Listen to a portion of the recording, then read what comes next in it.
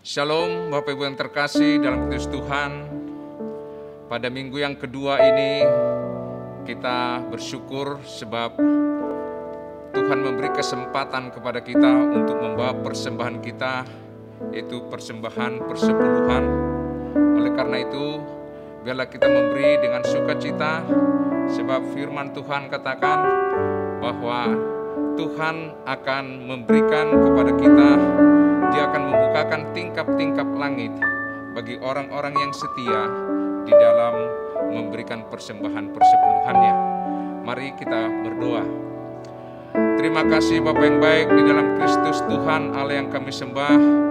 Sungguh hari ini kami mengucap syukur ya Tuhan, karena Tuhan memberikan kesempatan kepada kami untuk terus Tuhan memuliakan Engkau lewat harta benda kami, di mana kami akan membawa persembahan persepuluhan kami.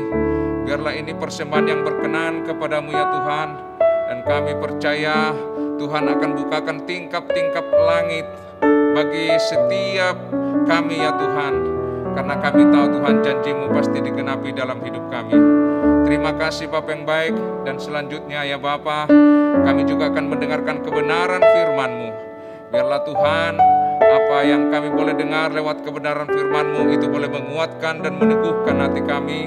Bahkan ketika kami ditegur oleh firman-Mu, biarlah hati kami hati yang lemah lembut untuk menerima kebenaran-Mu ya Tuhan. Urapi kami semua, urapi hamba-Mu yang tidak mampu ini, dan urapi juga seluruh jemaat Tuhan yang ada, sehingga lewat kebenaran ini kami diberkati, kami dipulihkan, bahkan kami menerima dengan kasih yang sempurna.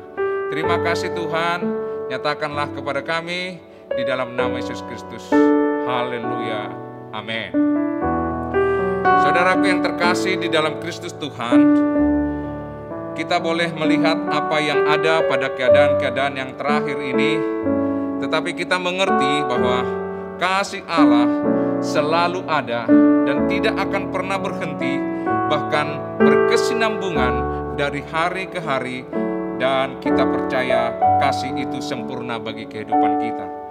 Saya mengajak Bapak Ibu yang terkasih untuk membuka Alkitab kita, dan kita akan membaca firman Tuhan dan merenungkannya, dan bahkan melakukannya di dalam kehidupan kita.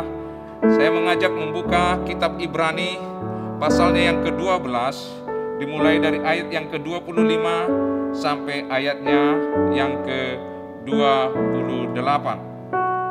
Dalam Ibrani 12 ayat yang ke-25 sampai ayat 29 ya. Demikian firman Tuhan saya bacakan buat kita, boleh kita renungkan bersama-sama.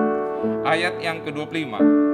Jagalah supaya kamu jangan menolak Dia yang berfirman, sebab jikalau mereka yang menolak Dia yang menyampaikan firman Allah di bumi tidak luput, apalagi kita, jika kita berpaling dari Dia yang berbicara dari surga.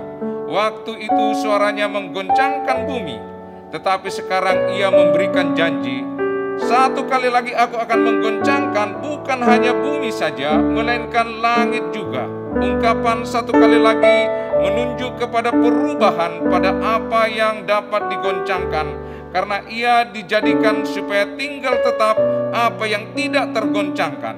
Jadi karena kita menerima kerajaan yang tidak tergoncangkan, marilah kita mengucap syukur dan beribadah kepada Allah menurut cara yang berkenan kepadanya dengan hormat dan takut, sebab Allah kita adalah api yang menghanguskan.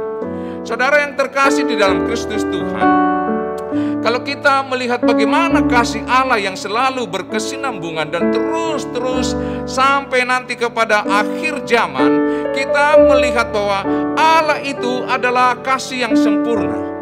Ketika Adam diciptakan pada Kejadian 1 ayat 27 dikatakan bahwa Adam diciptakan menurut gambarnya dan menurut rupa Allah. Artinya ketika Adam dibentuk dari tanah, saya percaya tanah itu diukir sedemikian rupa indahnya. Dia bentuk sedemikian rupa sampai segambar dengan Allah.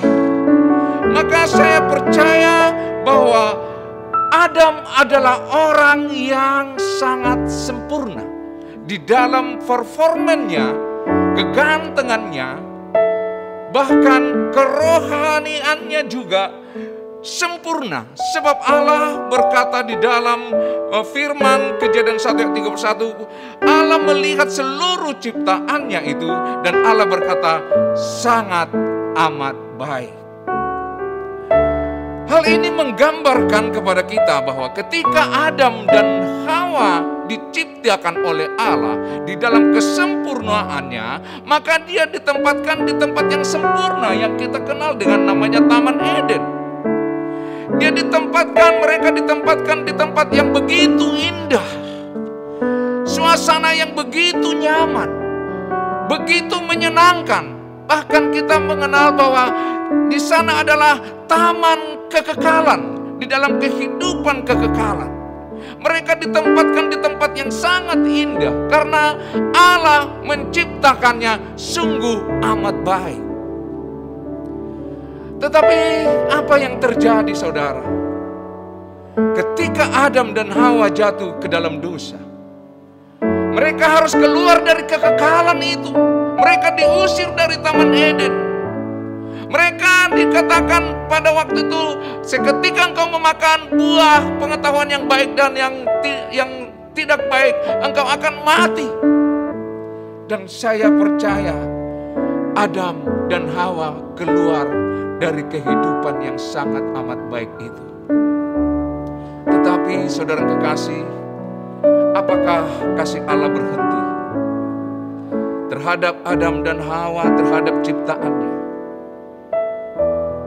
Allah memberikan kepada mereka keturunan, mereka beranak cucu seperti janji Allah ketika mereka diciptakan. Tetapi karena mereka sudah jatuh di dalam dosa, maka dosa itu berkelanjutan juga. Kain membunuh Habel. Dosa terus berlanjut di tengah-tengah kehidupan manusia. Mereka yang hidup di dalam kesempurnaan kasih Allah yang sesungguhnya ketika mereka diciptakan di Taman Eden harus keluar dari dalamnya karena dosa yang mereka lakukan. Mereka memilihnya, mereka mengambil keputusannya untuk mendengar suara si ular. Perjalanan dari kehidupan yang mereka alami, mereka beranak pinak sampai kepada waktunya Allah melihat segala ciptaannya, khususnya kepada manusia itu, berkata, aku menyesal menciptakan manusia. Ketika manusia sudah bertambah-tambah dosa yang mereka lakukan, di zaman Nuh dikatakan mereka kawin mengawinkan, makan memakan. Artinya di sana sudah tidak ada lagi patron tentang kasih Allah. Mereka kehilangan yang namanya firman. Mereka kehilangan jati diri mereka sebagai anak-anak Allah. Dan ketika Tuhan melihat itu semua, maka Allah mengatakan, aku menyesal. Tetapi Allah menemukan satu orang yang bernama Nuh. Di dalam firman Tuhan dikatakan bahwa Nuh adalah orang yang benar dan tidak bercacat celah, bahkan bergaul karib dengan Allah.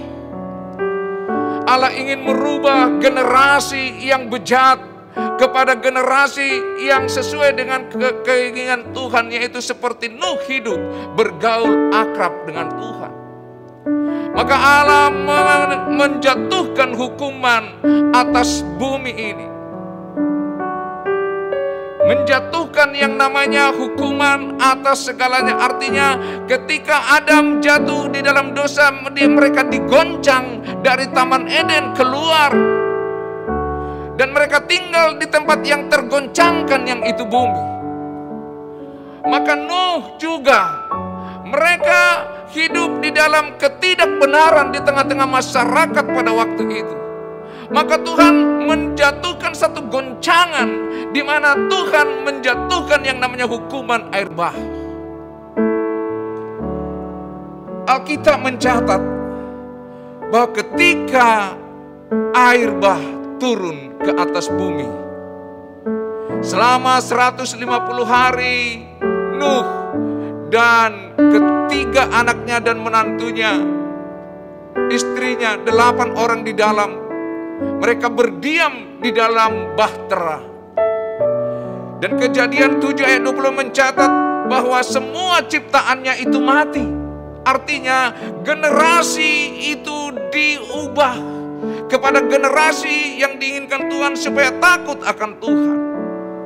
Manusia dibinasakan, bumi dilenyapkan lewat air bah. Ketika Adam jatuh di dalam dosa, Allah menurunkan kutuk terhadap ular dan juga terhadap tanah.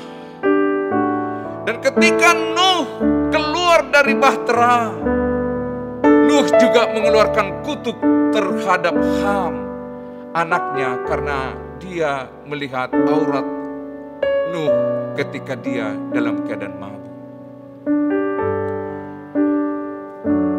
Saudaraku yang kekasih di dalam Kristus Tuhan, apakah kasih Allah berhenti untuk membawa ciptaannya tidak tinggal dalam kebinasaan? Generasi diubah, di mana generasi Nuh yang diinginkan supaya takut akan Tuhan, tetapi pada akhirnya juga generasi setelah Nuh juga mereka hidup di dalam dosa. Orang-orang membangun menara Babel yang mencirikan kesombongan, mereka mencari nama. Sodom dan Gomora, mereka juga dihancurkan oleh hukuman Allah. Karena apa? Karena mereka hidup di dalam dosa, kebejatan moral.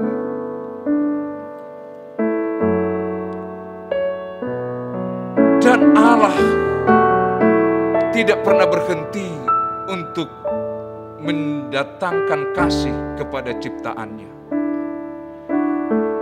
Dan akhirnya Tuhan mendatangkan satu kasih yang sempurna. Karena begitu besar kasih Allah akan dunia ini, maka Ia mengaruniakan anaknya yang tunggal, supaya setiap orang yang percaya kepadanya tidak binasa, melainkan beroleh hidup yang kekal. Kasih Allah terus akan ada sepanjang masa. Sampai nanti pada hari kedatangan Tuhan yang kedua kali, Tuhan akan menjemput orang-orang yang percaya kepada Dia, supaya ada memerintah bersama-sama dengan Dia, ada di Yerusalem yang baru bersama-sama dengan Dia. Kasih Allah terus akan ada sampai kepada kekekalan itu sendiri. Nah, saudaraku yang kekasih dalam Kristus Tuhan, kalau Adam diciptakan di dalam kesempurnaan Allah, tetapi mereka ambil bagian untuk mereka ambil keputusan meninggalkan yang namanya kekekalan. Mereka tinggal di tempat yang tergoncangkan, yaitu bumi, seperti apa yang dituliskan di dalam Ibrani 12. Bagaimanakah dengan kejadian kita? Bagaimanakah kita dibentuk oleh Tuhan? Mari kita lihat di dalam Mazmur 139, saudaraku yang kekasih dalam Kristus Tuhan. Bagaimanakah kita diciptakan Allah? Seperti apa yang dituliskan di dalam Mazmur 139 dari ayat 13 sampai ayat yang ke-14. Dikatakan seperti ini. Sebab engkaulah yang membentuk buah pinggangku, menenun aku dalam kandungan ibuku. Aku bersyukur kepadamu oleh karena kejadianku dahsyat dan ajaib.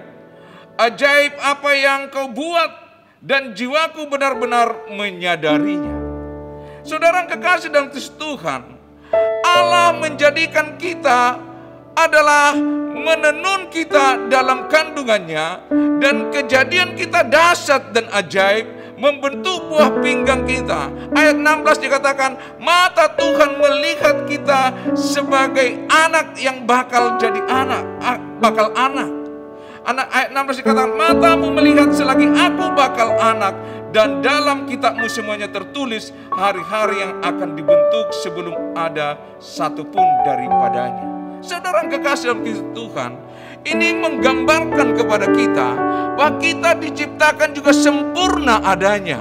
Kita dibentuk menjadi baik adanya. Kita dibentuk sesuai dengan rencana Allah dalam hidup kita. Saya percaya kejadian kita itu adalah karya Allah yang pasti sangat amat baik. Tetapi bagaimanakah pandangan kita?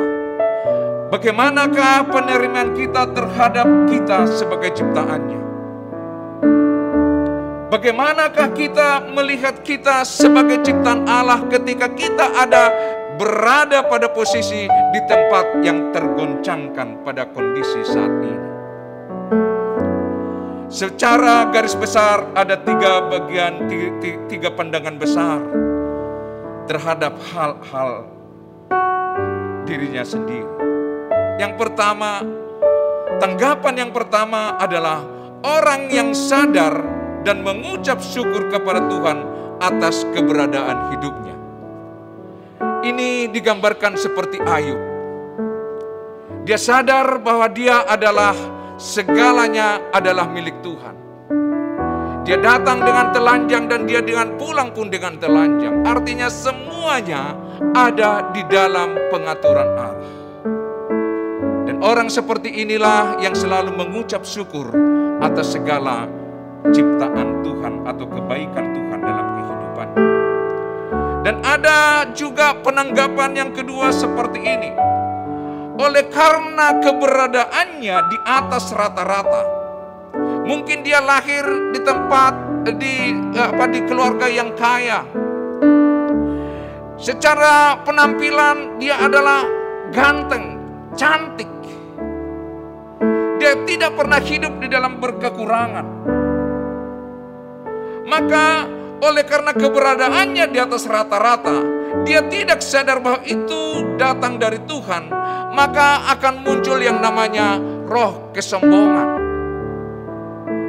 Dia menganggap dirinya adalah sesuatu yang begitu terjadi seperti itu, tanpa sadar bahwa itu adalah karena kemurahan Tuhan.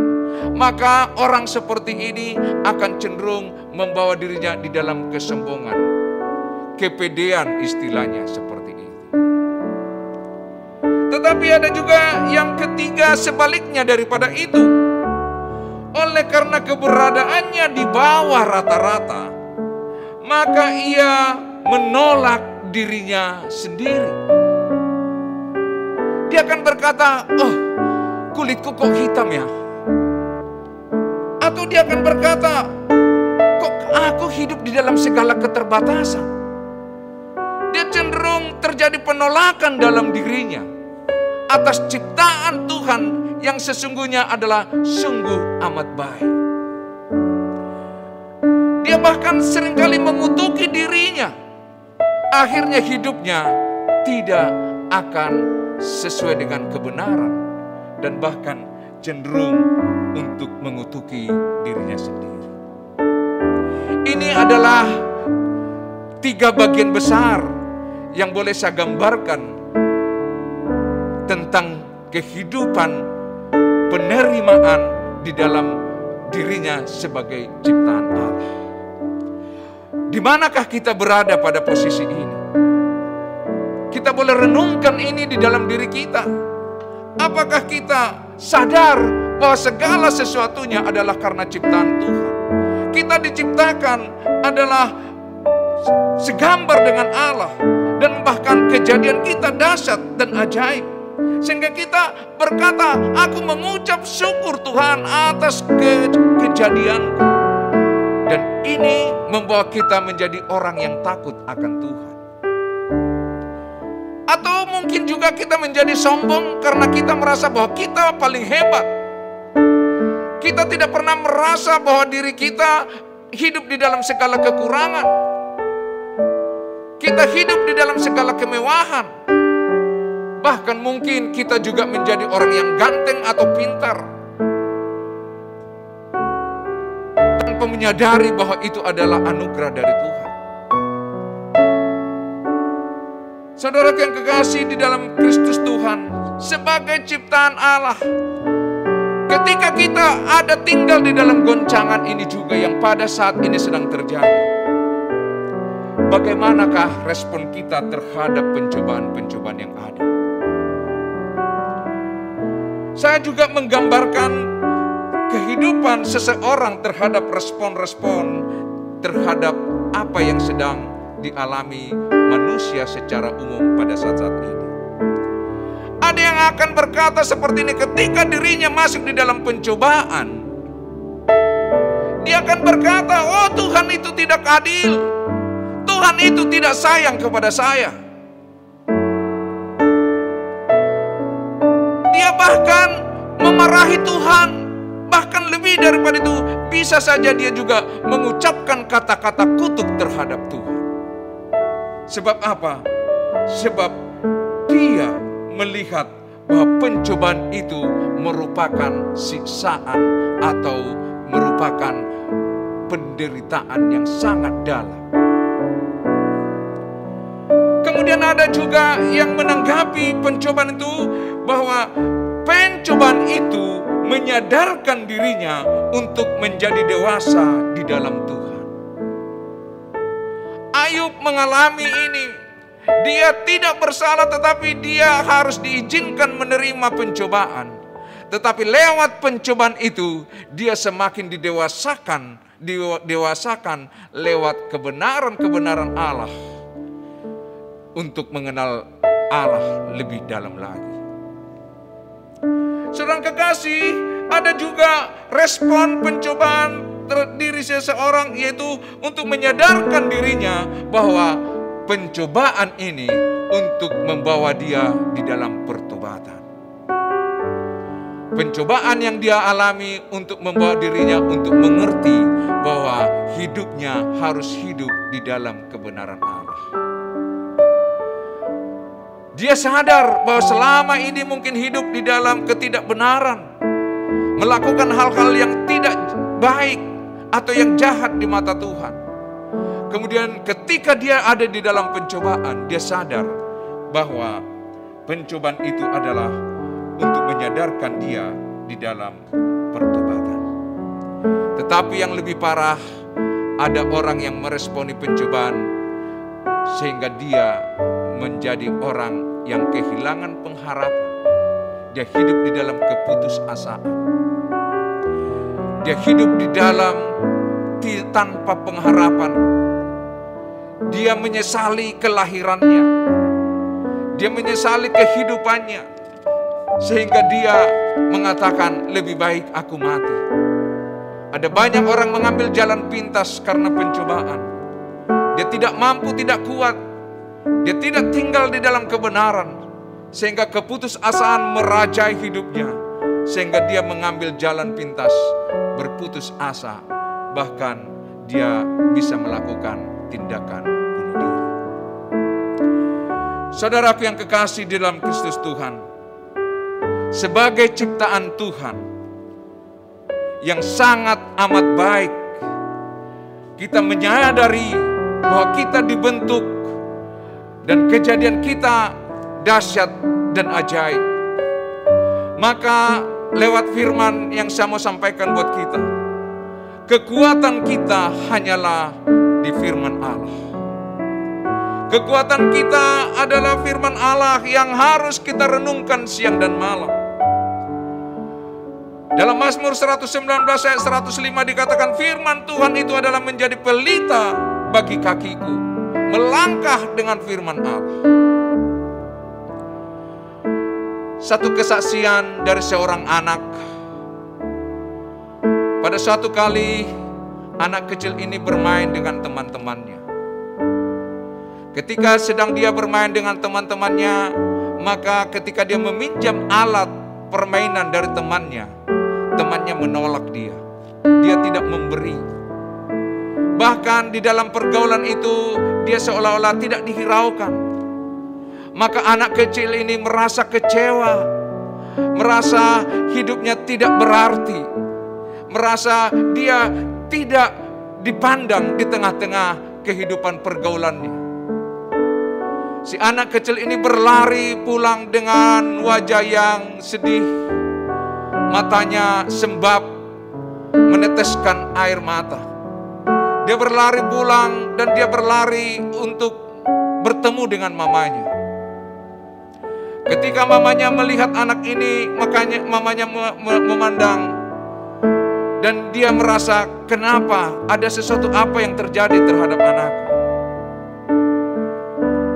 Maka anak ini dipeluk, dan ketika itu anak ini bercerita tentang apa yang sedang dialami di tengah-tengah permainan dengan anak-anak yang lain. Maka si ibu ini mengeratkan pelukannya. Dan kemudian si ibu ini mulai memperkatakan perkataan yang indah terhadap anaknya. Dikatakan, engkau anakku, melihat matamu yang indah, Mama sungguh sangat bersyukur. Melihat tutur katamu yang begitu manis, betapa bangganya Mama terhadap engkau. Anak ini diangkat di dalam satu ucapan-ucapan yang indah terhadap anaknya. Kemudian karena mendengar perkataan mamanya yang begitu indah dalam pelukan mamanya, maka kekecewaannya terhadap temannya itu hilang seketika. Wajahnya kembali berseri. Maka dia berkata, terima kasih Mama, engkau sudah menerima aku apa adanya. Saudara yang kekasih dan kudus Tuhan, dalam cerita ini kita boleh ambil bahwa kehidupan kita sama dengan hal yang demikian. Ketika kita menghadapi pencobaan di atas muka bumi ini, di mana pencobaan itu datang di dalam kehidupan kita, goncangan itu datang di dalam kehidupan kita, maka ketika kita datang kepada kebenaran firman Allah, kita bergaul akrab dengan firman Allah, maka firman inilah yang akan menyejukkan hati kita. Firman inilah yang akan menguatkan kita. Firman inilah yang memberikan jawaban atas segala pergumulan kita. Bahwa ketika kita masuk di dalam pelukan Allah, kita merasakan betapa baiknya Tuhan. Kita merasakan bahwa kita diciptakan dahsyat dan luar biasa. Kita mengucap syukur atas ciptaannya, yaitu diri kita sendiri. Kita merasakan betapa indahnya di dalam Tuhan. Saya percaya pada saat yang seperti itulah kita merasakan bahwa Allah tidak pernah berhenti memberikan kasih sayangnya terhadap kehidupan kita. Saudaraku yang kekasih di dalam Kristus Tuhan, di dalam kembali kita kepada Ibrani 12 ini, yang berkata bahwa sekali lagi aku akan menggoncangkan. Ketika kita melihat dari apa yang dikatakan firman ini, bagi kehidupan kita pada saat kondisi ini, bahwa Tuhan berjanji kepada kita. Dikatakan lewat firman ini, waktu itu suaranya menggoncangkan bumi, tetapi sekarang ia memberikan janji. Satu kali lagi aku akan menggoncangkan bukan hanya bumi saja, melainkan langit juga. Ungkapan satu kali lagi menunjuk kepada perubahan pada apa yang dapat diguncangkan. Karena ia dijadikan supaya tinggal tetap apa yang tidak terguncangkan. Dikatakan lewat firman ini bahwa di bumi ini akan terjadi perubahan, yaitu dikatakan menunjuk kepada perubahan pada apa yang dapat diguncangkan. Di muka bumi ini Tuhan menyatakan akan membawa perubahan oleh karena adanya goncangan. Supaya apa? Supaya tinggal tetap yang tidak tergoncangkan. Di dalam Ibrani 12 ayat 23 dikatakan, dan kepada jemaat, ayat 23, dan kepada jemaat anak-anak sulung yang namanya terdaftar di surga, dan kepada Allah yang menghakimi semua orang, dan kepada roh-roh orang-orang benar yang telah menjadi sempurna. Artinya di sini dikatakan bahwa ketika kita tinggal di tempat yang tidak tergoncangkan, siapakah yang tinggal di sana? Mereka yang roh yang tinggal di dalamnya adalah yang memiliki roh di dalam kebenaran dan yang disempurnakan oleh Tuhan sendiri.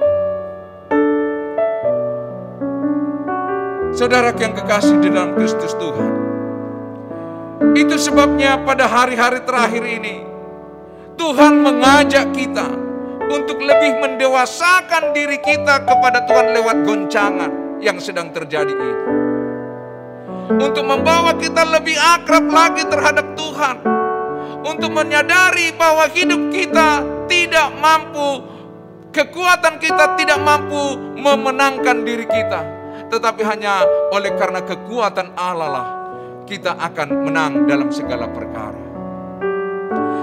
Tuhan sudah menyatakan bahwa goncangan inilah yang akan membawa perubahan supaya yang tidak tergoncangkan itu ada.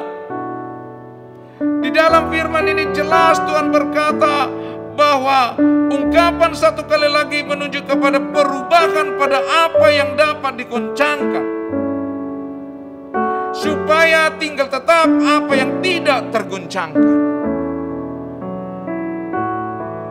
Kalau kita masih ada tinggal di bumi ini, maka Tuhan akan membawa goncangan itu, membawa perubahan di dalam kehidupan muka bumi ini. Saat ini kita telah melihat itu sendiri.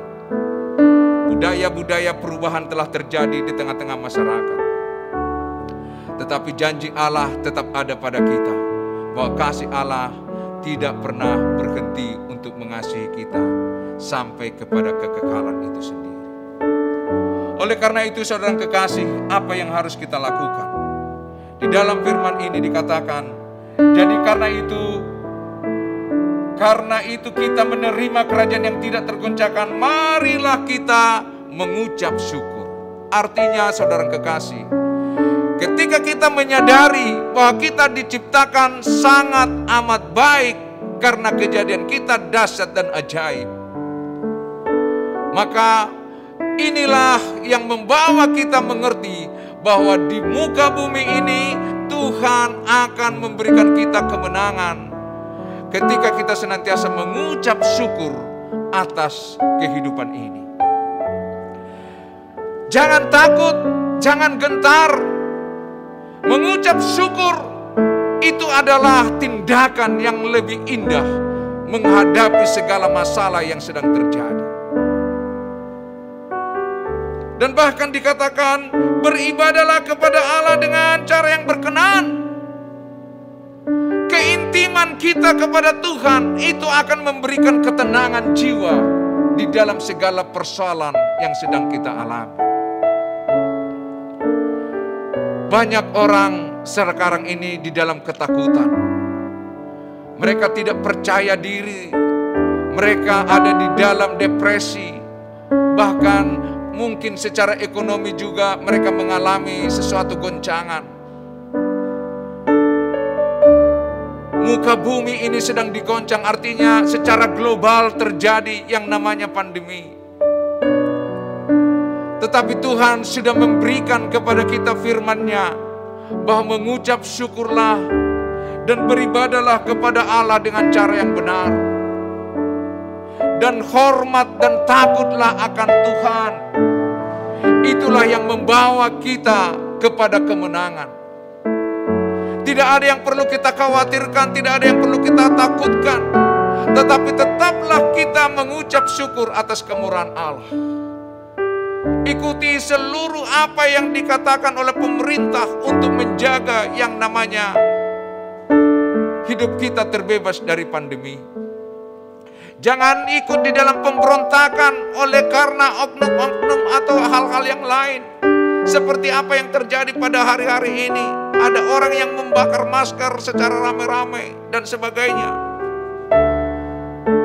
Tetapi saya mau katakan kepada kita, ketika kita menyadari bahwa kita dilahirkan oleh Allah, ketika dibentuk mata Tuhan memandang kita di dalam pembentukan diri kita yang akan menjadi bakal anak.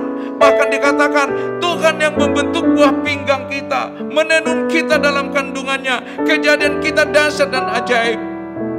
Saya percaya bahwa Allah menciptakan kita sungguh amat baik. Ketika itulah kita menyadari bahwa sungguh kasih Allah tetap ada pada kita. Hanya satu hal yang Tuhan minta, jangan engkau menyimpang ke kanan dan ke kiri. Jangan engkau jatuh dalam dosa seperti Adam ketika dia diciptakan di dalam kekekalan, tetapi dia jatuh dalam dosa. Mereka tinggal di luar Eden dan akhirnya mereka tinggal di tempat yang terguncangkan. Sama dengan halnya demikian hidup kita pada hari ini juga, saudara. Ketika kita menyadari bahwa kita diciptakan sungguh amat baik dan dahsyat kejadian kita menjaga hidup kita di dalam kebenaran, kita bersyukur, kita beribadah dengan cara yang berkenan kepada Tuhan, hormat dan takut akan Tuhan. Kita tidak tinggal di dalam dosa, kita tinggal tetap di dalam keintiman bersama dengan Tuhan. Kita tidak akan tergoncangkan. Sebab Allah berfirman, orang-orang benar dan yang sempurnalah tinggal di tempat yang tidak tergoncangkan itu. Apapun yang sedang terjadi pada saat ini, saudara yang kekasih, kalau kita tinggal di dalam kebenaran dan kita menyadari bahwa kita diciptakan Allah sempurna adanya, kita berharga di mata Tuhan.